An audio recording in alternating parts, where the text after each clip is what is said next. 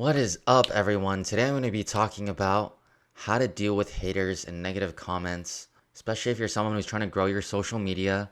This is really, really important to lock in and have the right mindset to be immune to criticism.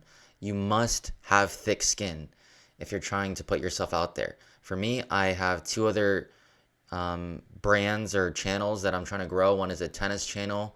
I've amassed 3,000 followers in just 3 months starting from scratch.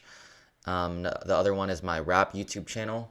I go by Ascended Inspires, where I post rap content. And recently, I just had my first shorts kind of blow up. I hit 100K on one of my rap YouTube shorts. I was covering one of the rap parts from the popular movie K-pop Demon Hunters.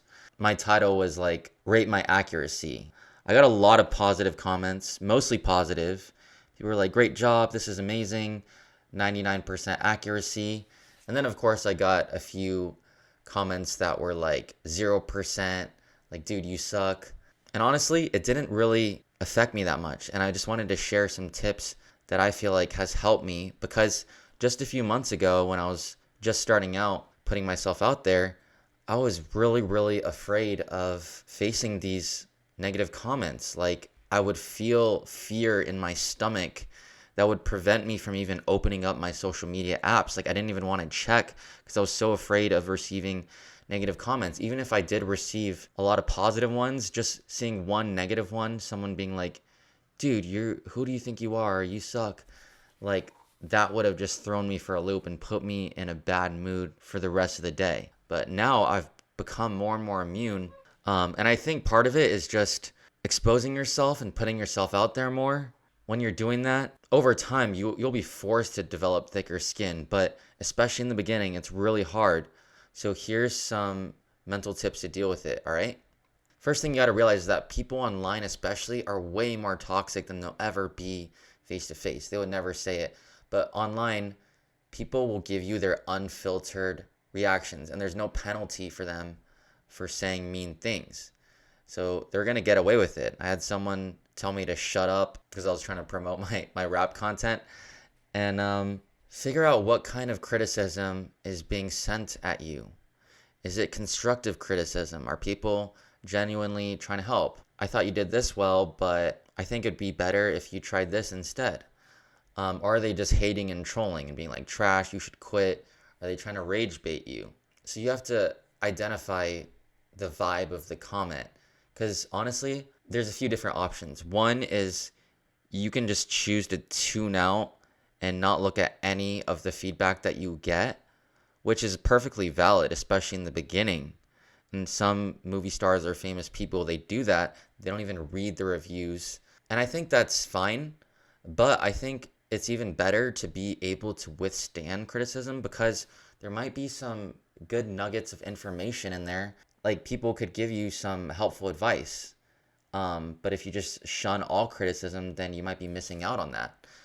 Missing out on an opportunity to get better and master your craft. You just got to know that you're going to get criticism from toxic people either way, even if your content is amazing, even if you're doing nothing wrong, even if you're just putting out positive vibes. You got to have the mentality of accepting that reality and choosing to embrace it rather than thinking it's something to avoid. Someone said social media is a game where the only way to win is not to play or cultivate an ego so big it makes you immune to criticism, where you never ever read the comments or reviews about yourself.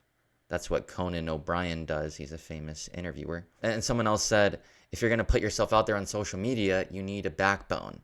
People will be critics or straight up mean. You can't change that. They're going to do what they're going to do. But if you're going to let it get to you, then you've already lost. And I think that's a really great comment because if you let those negative comments stop you from doing what you love or putting yourself out there, you're letting fear win. And I feel like it'll help you if you frame it as, I'm going to challenge myself to become mentally stronger and resilient. I'm not going to be afraid of these negative comments. Because one thing I've realized is that they can't hurt you unless you let them. One of my really good friends, who's very wise, he said to just see these hateful comments as scribbles on a screen, especially when there's no, like, they're not trying to provide any value or feedback. They're just hating on you. you got to just see it as scribbles on a screen, meaning it's just words. Like you don't have to let it enter your heart and mind and affect you. Now, easier said than done, but yeah. And then the other thing to realize is that everyone's gonna have their own opinion. So recently, I posted YouTube Shorts that blew up. It got 100K views. It was a rap cover of one of the K-pop Demon Hunter rap parts, which that movie is super viral right now. It's the #1 movie on Netflix. Anyways, I covered it, and my title was something like "Rate My Accuracy. How did I do?" And I got a whole bunch of comments. Most of them are positive, and we're like, "Dude, you did amazing, 99%, 90%." And of course, there were some negative ones that were like, "You suck," or 0%, or this guy has a fake voice," or whatever. That's when I realized that everyone's going to have their own opinion. Even if you are world renowned, there will be a select few that don't vibe with it, that have the complete opposite view to another person. And so you can't really control that. I think just realizing that everyone's going to have their own opinion kind of freed me, because the same thing happened on my tennis YouTube channel. I posted one video, it got 50K views. There was like comment wars going on. I got comments across the whole spectrum. "Dude, I totally love this video. It was amazing." And then like 30 minutes later, I got another comment. "This is the most boring video ever. Like this video sucks." And I was just giving my opinion on why I feel like Federer's forehand changed from his prime to later on during his career. And yeah, it's just, I got so many different opinions that it just made me realize, like, I don't have control over how people view what I'm saying, or how they view me, because they come from their diverse backgrounds and experiences. So they're all going to have their own inputs and likings. There's this one YouTube Shorts I saw where Carlos Alcaraz and Jannik Sinner, the two top tennis players in the world right now, they're friends, and Jannik Sinner had to retire during one of their recent matches. So after the match, Alcaraz was consoling Jannik Sinner, just being like, "Dude, I'm sorry that this happened, and don't let it get you down." And he was just kind of just being a nice friend. And then there's one comment, which I'm not sure why it got upvotes. It said, "Why is Alcaraz always playing this caring character, getting close, hugging, and touching all the time? Looks exaggerated and cringe." And I'm like, see, this is what I mean. People will hate you when you're literally not doing anything wrong. Like, they're hating Alcaraz for being a nice person and trying to be a good friend. Like, I don't understand what there is to hate there. That's just to show you that, like, there will always be someone who hates even the best of the best. Steph Curry, Kobe Bryant, LeBron James, Cristiano Ronaldo, Roger Federer, Novak Djokovic, you name it. All the best athletes, people at the top of their field, they get tons of hate on the daily. All right, most people support them, so this hate is the minority. Even they, as good as they are, they have people that are jealous of them, envious, that hate them for no reason, and will talk trash about them, saying they suck, when these people probably have never touched a ball in their lives. You got to frame it as like, really, who are these people who are taking their time out of their day to hate on someone who's great, someone who's doing positive things? So yeah, when you realize that even the best of the best get hate, that kind of mentally relaxes you, because you feel like it's not just me. It's not just that I'm not good enough, because everyone gets it. And so you got to let haters be your motivators.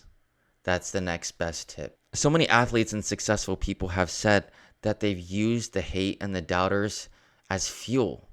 They've used it to motivate them. Like, okay, you don't believe in me? All right, I'm going to show you. I'm going to prove it to you. And you just let it be your internal fuel, that fire that pushes you to go even harder. Every time they leave those negative comments, it's not something that causes you to sink into despair and disappointment, but rather something that pushes you towards greatness, that fuels the fire of motivation to prove them wrong. And I've used that myself. And then the other mindset shift is something that Napoleon Hill said. He said, "If they choose to hate or criticize or be ignorant or fail to understand what I'm doing, that's their misfortune, not mine." All right? So what that means, basically, it's their loss. That's how you can frame it. If I put out a tennis video explaining my opinion and there's some people that just don't get it, and I know what I'm saying is right because I've studied the facts, or you know what you're saying is truth, you don't have to get so bummed out when other people are not agreeing with you. You can just view it as, hey, they don't see the way that I see, but they're just not at that level of comprehension yet, or they just don't get it. So if they don't get it now, then that's on them. That's not my problem. That is their loss. I don't advocate being prideful, but you can kind of lean a little bit into the mindset of, I know what I'm talking about. Who are these people? Because if they haven't done their research, if they don't have the credentials, if they're just speaking from their couch on their phone and they've never put in the work to master the skills that I mastered, who are they to criticize me? Like, I bet a lot of the comments on my tennis videos are people who, they're not that highly ranked players. They're not that good. They don't know what they're talking about. So it's like, why should I be upset? Well, why should I care that they disagree? It's like, I don't care about the opinions of people who don't know what they're talking about. How another person put it was, I don't care about the opinions of sheep. Like, I don't care about the opinions of people who are not elite. If people are trying to give me advice and criticism and they are not at a level that I respect, then their advice is invalid to me. So that's another way you can frame it. Again, a little bit in the ego there, but that can help some people. So here's another thing. Here's another mindset reframe when people are hating. Let's say someone calls you trash, right?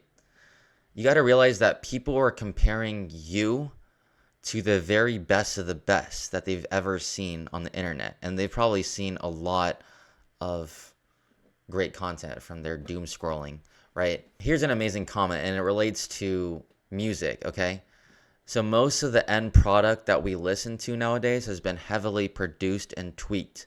So we're not just being compared to professionals, we're also being compared to professionals who've been polished to an absolute shine. So you are being compared, and this could be even in your looks too, because I remember someone getting tons of backlash for calling Margot Robbie mid, and the guy himself was pretty mid.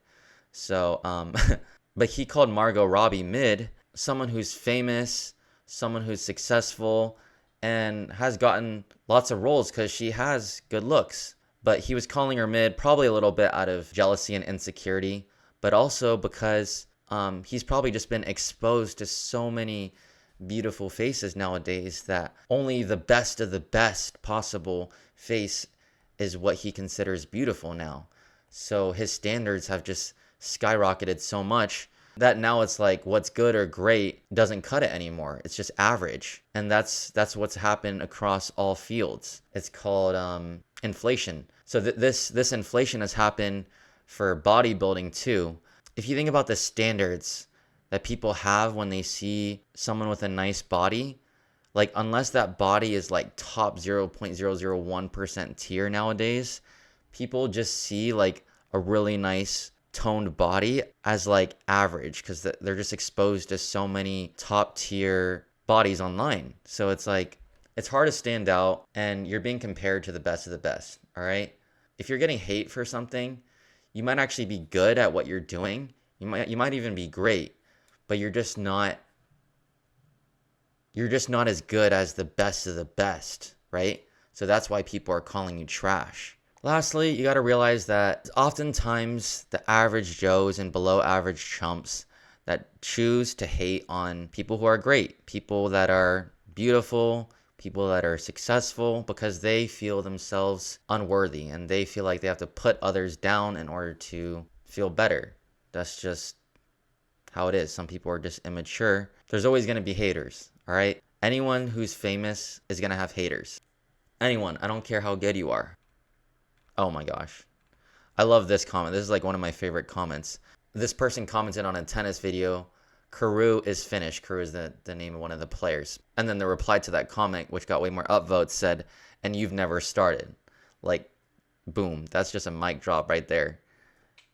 That person who's hating, saying Kuru is finished, what have they done? What have they done? Have they ever entered a pro tournament? I mean, come on. This is what I mean. So yeah, guys, I hope that these mental reframings have helped you to be more resilient, when it comes to facing criticism online. It's not going to kill you at the end of the day. Once you face more of it, you'll become more immune. You realize it can't really get to you. It can't really get to you. Like, you'll become stronger over time. Like, it doesn't really affect me that much anymore. But anyways, guys, I really hope this helped, and good luck with all your journeys and putting yourselves out there. I know you can do it. Wish you the best.